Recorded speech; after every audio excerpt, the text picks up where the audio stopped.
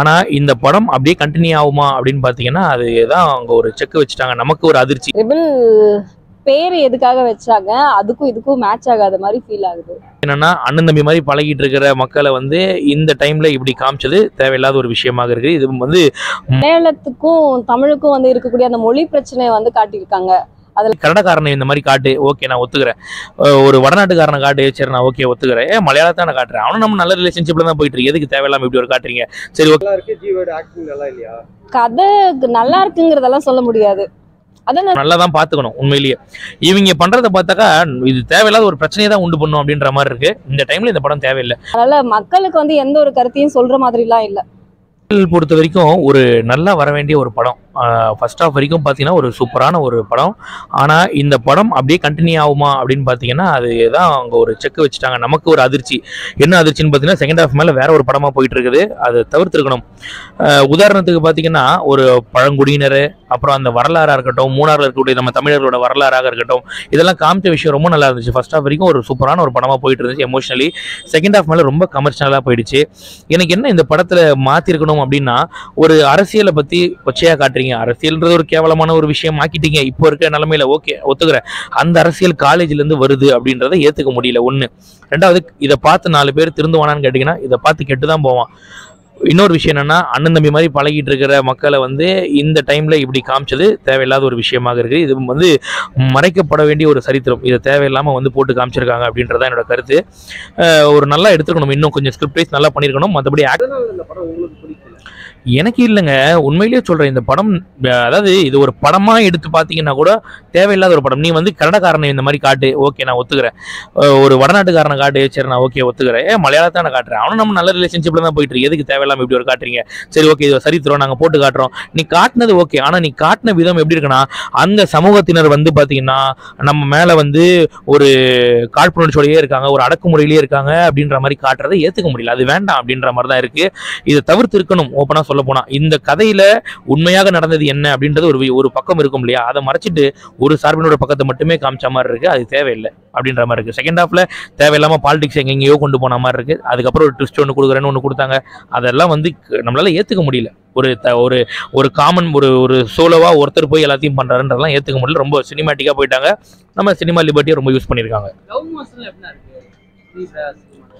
அதாவது இந்த படத்தை நீங்க சென்டிமெண்டாகவும் இல்லை லவ் ட்ராமாவாகவும் கொண்டு போயிருந்தா ஒரு சூப்பரான படமா இருந்திருக்கும். ஆனா இவங்க என்ன பண்ணிட்டாங்கன்னா, லவ் போர்ஷனை பாதியில கட் பண்ணி விட்டாங்க துண்டா. அதுக்கும் படத்துக்கும் சம்மந்தமே இல்லாம போயிடுச்சு. ஒரு பக்கம் எமோஷனலுக்கும் படத்துக்குமே சம்மந்தம் இல்லாம போயிடுச்சு. நீயா நானா பார்த்துடலாம் வாடா அப்படின்னு பக்கத்து இருக்கும் 3வது இருக்க சண்டை மாதிரி கொண்டு போயிட்டாங்க. இதை அதை ஏத்துக்க முடியல. என்னைக்கு இருந்தாலும் வேற ஊர்ல இருந்து படிக்கிறவன் இங்க கெஸ்ட் தான், அவனை நம்ம நல்லா தான் பார்த்துக்கணும். உண்மையிலேயே இவங்க பண்றதை பார்த்தாக்கா இது தேவையில்லாத ஒரு பிரச்சனையை தான் உண்டு பண்ணும் அப்படின்ற மாதிரி இருக்கு. இந்த டைம்ல இந்த படம் தேவையில்லை. படத்தோட பேருக்கும் படத்துக்கும் சம்பந்தம் இல்லாத மாதிரி தான் இருக்கு. காலேஜ் போச்சு அதாங்க. இது காலேஜில் இது ஏன் காலேஜாக காட்டுறீங்கன்னு தான் நான் கேட்குறேன். இதை நீ காட்டுற ஒரு 2 அரசியல் தலைவர்களுக்குள்ள இருக்க பிரச்சனையாக கூட காட்டிட்டு போ, பரவாயில்ல. இதை ஏன் ஒரு காலேஜ் பையனுக்குள்ள இருக்க பிரச்சனையாக காமிச்சு இன்னும் அதாவது காலேஜ் அப்படின்றது காலேஜில் எலெக்ஷன் ஒன்று வைக்கிறது, சேர்மேனு செக்ரட்டரி அப்படின்னு வரதுக்கு காரணம் என்னன்னு பார்த்தீங்கன்னா, வெளியில் இருக்கக்கூடிய அரசியலை அவன் இங்கிருந்து கற்றுக்கணும், ஒரு நல்ல அரசியலை கொண்டு போய் வெளியில் தரணும் அப்படின்றது தான். இந்த படத்தை உட்காந்து பார்த்தீங்கன்னா அரசியல் எவ்வளோ கேவலமானது, அதுவும் காலேஜில் நடக்கக்கூடிய அரசியல் இன்னும் எவ்வளோ கேவலமானது, கேவலமான அரசியல் ஆரம்பிக்க போற இடமே காலேஜ் தான் அப்படின்னு இவங்க காட்டுறதெல்லாம் தேவையில்லாத விஷயமா இருக்கு. உண்மையிலேயே ஏன் தேவையில்லாத விஷயம்னா, நல்ல விதமா காட்டணும்ல. இதை ஏன் உங்க இஷ்டத்துக்கு என்ன வேணாலும் காட்டுவீங்களா? நீங்க இதை பார்த்து 4 பேர் சினிமா அப்படின்ற ஒரு பிளாட்ஃபார்ம் எவ்வளவு ஒரு பெரிய பிளாட்ஃபார்ம், அந்த ஒரு பிளாட்ஃபார்மை நீங்க ஒரு மிஸ்யூஸ் பண்ணிருக்கீங்கன்ற மாதிரி தான் இருக்கு இந்த படத்தை பார்க்கும்போது. உங்களால நல்ல விஷயத்தை காட்ட முடியல கூட பரவாயில்ல, கெட்ட விஷயத்தை காட்டாதீங்கன்னு தான் சொல்றேன் நான். அதுவும் நாளைய சமுதாயம் வளரக்கூடிய இடத்துல இருந்து இப்படி ஒரு விஷயத்த பண்ணாதீங்க அப்படின்றது தான். ஜிவி பொறுத்த வரைக்கும் ஆக்டிங் ஓகே, மியூசிக் ஓகே, எல்லாரும் கரெக்ட் தான், எல்லாமே நல்லா இருக்கு. ஆனா ஸ்கிரிப்டை கொஞ்சம் ப்ராப்பரா கேட்டுட்டு பண்ணுங்க. நிகேஷ் பொறுத்த வரைக்கும் டைரக்டருக்கு ஸ்கிரிப்டை செகண்ட் ஹாஃப்ல இன்னும் கொஞ்சம் ப்ராப்பரா பண்ணிருக்கலாம் அப்படின்றது தான் என்னோட பொறுத்த வரைக்கும். இது 80ல நடந்த விஷயம்ன்றாங்க. அந்த நடந்த விஷயத்தை இப்ப எதுக்கு தேவையில்லாம இந்த மாதிரி கிளறணும்ன்ற நீங்க கிளறுங்க, நான் அதை கூட வேணான்னு சொல்லல. ஒரு ஹிஸ்டரியை நீங்க காட்டுறீங்கன்னா அதை காட்டக்கூடிய விஷயம் இருக்கு இல்லையா, அதை நீங்க ஒரு சார்பினர் கெட்டவங்கன்ற மாதிரியே காட்டுறது அது கொஞ்சம் ஏத்துக்க முடியலன்ற மாதிரி இருக்கு.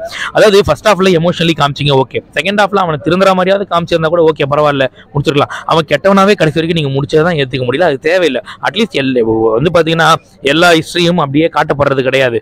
அவங்க சினிமாக்காக ஒரு சில விஷயங்கள் மாத்துறாங்க, அந்த மாதிரி ஒரு சில விஷயங்கள் மாத்திருக்கலாம் அப்படின்றது என்னோட கருத்து, வேற ஒன்றும் கிடையாது. படத்தில் செகண்ட் ஹாஃப் ஃபுல்லாகவே லேக் தான். ஓப்பனாக சொல்லணும்னா செகண்ட் ஹாஃப் ஃபுல்லாகவே லேக். இது செகண்ட் ஹாஃப் இல்லாமல் வெறும் ஃபர்ஸ்ட் ஹாஃப் மட்டும் பார்த்தோம்னா ஒரு சூப்பர் படம் அப்படின்னு சொல்லியிருக்கலாம். செகண்ட் ஹாஃபோட சேர்த்து பார்க்கும்போது படத்துக்கும் சம்மந்தம் இல்லாமல் இருக்குது. படத்தில் பாட்டு நல்லா இருக்குது. ஃபஸ்ட்டு சாங்கே வந்து பார்த்தீங்கன்னா அந்த சாங் சூப்பராக இருந்துச்சு. ஒரு ரேப் மாதிரி வரும் அப்பப்போ பிஜிஎம்மோட சேர்ந்த மாதிரி நல்லா இருக்கும். ஆக்சுவலாக மியூசிக் போர்ஷன் நல்லா இருக்குது. எதுவுமே குறை சொல்ல முடியலங்க. ஸ்கிரிப்ட் தாங்க குறை சொல்கிற மாதிரி இருக்குது, வேறு ஒன்றும் இல்லை. ஜிவியோட ஆக்டிங் நல்லா தான் இருந்துச்சு. வில்லனோட ஆக்டிங் நல்லா தான் இருந்துச்சு. அதுக்கப்புறம் வந்து பார்த்தீங்கன்னா ஹீரோயின் போர்ஷனை ப்ராப்பராக யூஸ் பண்ணியிருக்கணும் அப்படின்றது தான். ஆக்டிங் வைஸ் எல்லாமே கரெக்டு. ஆனால் கதை நல்லா இருந்தானே உட்காந்து பார்க்க முடியும். கதை நல்லா இல்லையே, அதான பிரச்சனையே. செகண்ட் ஹாஃப்லாம் தேவையில்லை. ஃபர்ஸ்ட் ஹாஃப் நல்லா இருந்துச்சு, ஒரு நல்ல படமாக போயிட்டு இருந்துச்சு. செகண்ட் ஹாஃப் மேலே ரொம்ப கடுப்பாயிடுச்சு. ஃபர்ஸ்ட் ஹாஃபோட இன்டர்வல் பிளாக் ஃபைட் எல்லாம் நான் நம்மளே உட்காந்து ரசிச்சு பார்ப்போம். பரவாயில்ல, உடார அட்ரா உதற அப்படின்ற மாதிரி இருக்கும். செகண்ட் ஹாஃப் மேலே வேண்டா அப்படின்ற மாதிரி இருக்கும். தவிர்க்க வேண்டிய ஒரு படம்.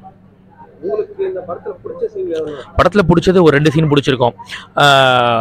ஒரு காலேஜில் ஒரு ஃப்ளாஷ்பேக்கில் காட்டுவாங்க, ஒரு பொண்ணு மேடையில் ஆடுற ஒரு சீன் இருக்கும். அது ரொம்ப உணர்ச்சி பூர்வமாக இருக்கும். அது நமக்கே ரொம்ப பாவமாக இருக்கும். அதுக்கப்புறம் செகண்ட் ஹாஃபில் பேரண்ட்ஸ் எல்லாம் வந்து பேசக்கூடிய ஒரு சீன். இது 2 சீன் நல்லாயிருக்கும் படத்தில். இந்த படத்து மூலிமா மக்களுக்குலாம் எதுவும் சொல்ல வரல. இது ஒரு படத்தை படமாக பாருங்க, இதை தவிர்த்துருங்க. இது மக்களுக்கு, இது வந்து இந்த படத்தோட டீமுக்கு தயவுசெய்து இந்த மாதிரி படங்களை இனிமேல் எடுக்காதீங்க. இனிமேல் வர படங்கள்லேயும் இந்த மாதிரி வந்து கொச்சையாக காட்டாதீங்க அப்படின்றத வேற ஒன்றும் இல்லை. தப்பே பண்ணியிருந்தா கூட அதை இப்படி ஓப்பனாக காட்டாதீங்க அப்படின்றத வேற விஷயம், வேற ஒன்றுமே கிடையாது. ஒரு 4 நல்ல மெசேஜ் கொடுக்க முடிஞ்சா எடுங்க, 4 கெட்ட விஷயத்தை கொண்டு வர மாதிரி எடுக்காதீங்க படத்தை. ரெபெல் பேர் எதுக்காக வச்சாங்க, அதுக்கும் இதுக்கும் மேட்ச் ஆகாத மாதிரி ஃபீல் ஆகுது. ரெபெலுக்கு என்ன மீனிங் அப்படிங்கிறது எனக்கு இப்போ வரைக்கும், இந்த படம் ஃபுல்லாக பார்த்துட்டு வந்த வரைக்கும் எனக்கு தெரியல. பட் மலையாளத்துக்கும் தமிழுக்கும் வந்து இருக்கக்கூடிய அந்த மொழி பிரச்சனையை வந்து காட்டியிருக்காங்க. அதில் ஃபர்ஸ்ட் ஹாஃப் ஓகேவா இருக்குது. செகண்ட் ஹாஃப் வந்து ஏண்டா பார்க்குறோம் அப்படிங்கிற மாதிரி இருந்துச்சு. பட் டைம் பாஸ் ஆகணுமே அப்படிங்கிறதுக்காக உட்காந்த மாதிரி இருந்துச்சு. அப்படி சொல்லணும் அப்படின்னா, அதில் அந்த பசங்க வந்து ரேகிங்னால நிறைய பேர், இப்போ இல்லை, அது முன்னாடி இருந்தே வந்து நிறைய பேர் இறந்து போயிடுறாங்க. பசங்க அவங்களோட பலவீனத்தை வந்து அதில் காட்டியிருக்காங்க. அதெல்லாம் எனக்கு சுத்தமாக பிடிக்கல. அண்டு இவர் ஜிவியோட ஆக்ஷன் வந்து இன்னும் கொஞ்சம் ட்ரை பண்ணியிருந்தா கூட படம் ஓடி இருக்குமோ அப்படிங்கிற மாதிரியான ஒரு ஃபீல் ஆகுது. கதை நல்லா இருக்கு, ஜிவியோட ஆக்டிங் நல்லா இல்லையா? கதை நல்லா இருக்குங்கிறதெல்லாம் சொல்ல முடியாது. அதான் நான் சொல்றேனே, ஃபர்ஸ்ட் ஹாஃப்லேயே எல்லாமே புரிஞ்சிருது நம்மளுக்கு அடுத்தடுத்து என்னென்ன வரப்போகுது, அடுத்த சீன் என்ன அப்படின்னு வந்து அந்த சீன் வந்து நமக்கே வந்து கிரியேட் ஆகணும் இல்லையா. அடுத்தது என்ன நடக்க போகுது அப்படின்னு வந்து அந்த கிரியேட்டிவிட்டிஸ் வந்து நமக்குள்ளே இருக்கணும். அதை வந்து கிரியேட் பண்ற மாதிரியான அந்த சீன்ஸ் எல்லாம் படத்துலையும் கொடுத்துருக்கணும். அந்த மாதிரி எதுவும் கொடுக்கலன்னு எனக்கு ஃபீல் ஆகுது.